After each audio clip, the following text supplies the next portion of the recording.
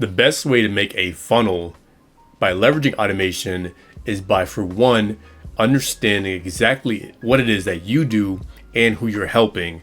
Otherwise, your automation funnel is going to do nothing, right? Automation is more than just software in the background. It's a tool, it's a backend, it's a leverage that helps you do what you're already doing. So in order to make the automation better, you need to make what you're doing, the system of what you're doing, better in the first place. If you don't know me, my name is Devin. I've been doing this for several years now.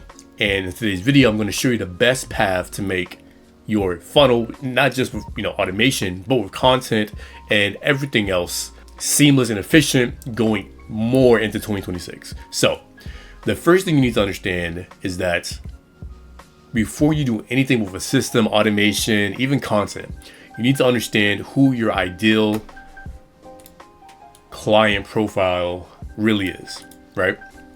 This is where a lot of people mess up, because it doesn't really matter what your backend, what software, what end-to-end build you have. If this isn't concrete, then everything else is going to be inefficient.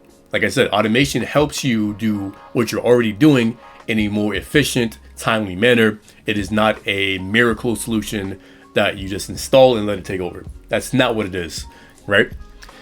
Now, you need to identify who you already serve, right? Who's already paying me, who's the easiest to work with, what I'm offering, and who gets the fastest results from what I can do for them with my skills.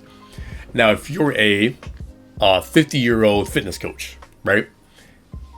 The chances are you can probably help somebody else who's in their late 40s, 50s with fitness more than you can help a 20-year-old sorority girl, right? So you need to understand, okay, that's who I'm working with right there. That's my ideal client profile. You can work with younger men in their 20s and 30s, sure, but you're going to be able to help, realistically, men between the ages of 30 to 50 more than you can help anybody else. That's not in that range. You can get way more unique and in depth with this, but overall, that's who you're really going to be trying to help, right? And because you identified this, you're going to understand their pain significantly more.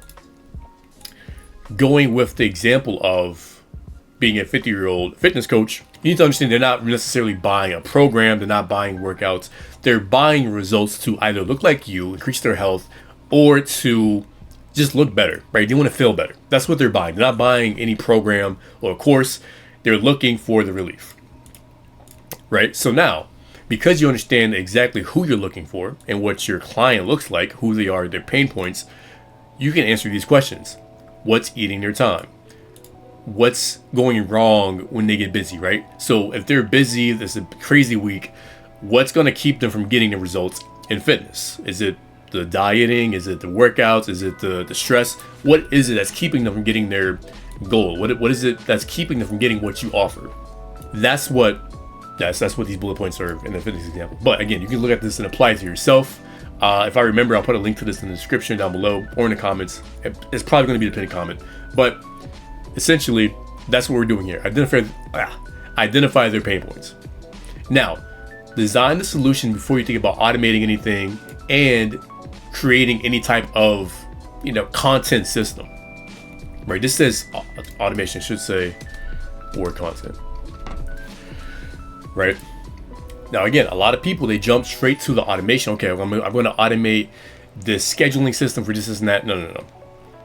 Before you think about, hold on, let me pause this actually. All right, I had to go back and fix this. It was a little bit off. So you need to design the solution before you even think about automation and or content.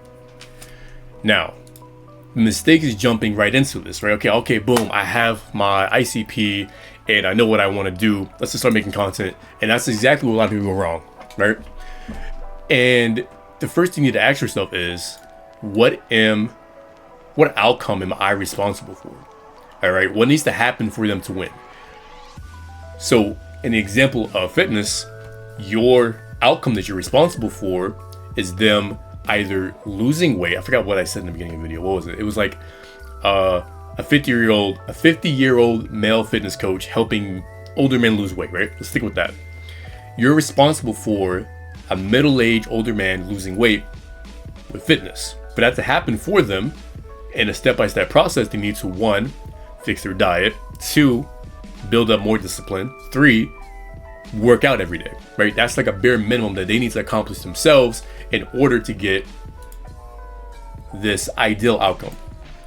Now, from there, again, don't even think about automation yet. Design the funnel. I'm not talking about the entire funneling them in from the top to the bottom. I'm talking about more about content. Don't touch automation yet. Only focus on this part right here, because again, if you don't get this right, if you don't get the marketing right, then whatever automation you want to build for your business or install isn't going to matter. If you're just putting out random content that's around your solution, then you're not really going to get anywhere that quick. It might take longer. You might make sales, but it would be way harder than it should be if you don't follow this right here. Right now, the funnel is how someone moves mentally from the problem to paying you, essentially, right? Issue awareness. In the example of fitness, they need to understand that the reason why they're a older age man and they can't lose weight is probably because they're not eating the right foods, their digestion is off, they have something with their everyday habits that they don't realize, they're drinking too much of this or that. This is where you make the issue aware. Because again, you have to treat content as if you're teaching someone who is brand new to life. You want to make it as simple as possible so that everyone can understand it, which makes your content more relatable, understandable, and it gives it the most reach as possible at the very top. Your job here isn't to sell them on your product or information. You shouldn't even be mentioning it, right? Unless you have some type of lead magnet that gives them more information on how to solve this, the issue awareness, then don't even mention anything that you do yet. Unless you want to include it in like, oh yeah, I've been a coach for this long and this is an issue no one realizes, whatever. But you don't really want to talk about anything that you do right here. Now, issue solution. This is where you talk about the fixing the problem. At the very top of your content, you're only going to want to talk about the issue itself. Make them aware that they have a problem to begin with. Then you talk about the solution. Again, don't talk about any, if you install this if you install this software or you download this app, you eat these foods, you'll lose weight. No. Talk about things that they can do to fix the problem without giving them too much information, right? You just want to show them that there's a solution to fixing the problem that they're now aware of. Then you want to then talk about your solution, right? So boom. If you can balance cardio and the correct diet with no carbs, whatever, I don't know, to your everyday life, you can lose weight very easily. Now you give them your product awareness, your solution. I've designed a process with the correct way to start the workouts and how to eat the correct foods and a whole diet planner here. Boom, boom, boom. Right? You're just making them aware of your solution. Now, at the very bottom, this is what a lot of people get wrong. You only want to make this 10 to 15% of your content at the very most. You're basically just saying, okay, if you're dealing with this, take this. If you have an issue, if you're 30 to 50 years old and you're a man, here is something you can do to lose weight with just cardio and no carbs. This is what you should be making at the very bottom. Don't make this all of your content, your marketing. Majority of your content should really only be awareness and issue solution, right? So 50% of everything you do should be these two right here. And then another 30% is product awareness, talking about your solution for it. And then you're only really pitching very little every week, if that makes sense. Hopefully I'm framing this in the correct way. The percentages might be off, but you get the broad idea.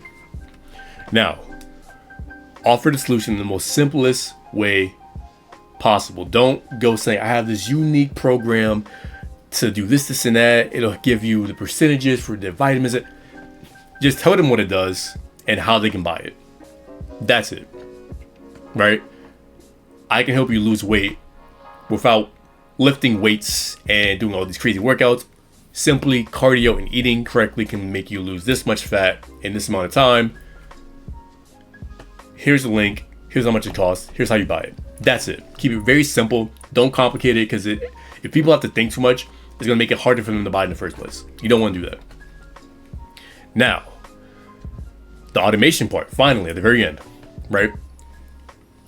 You can't automate much of this process, right?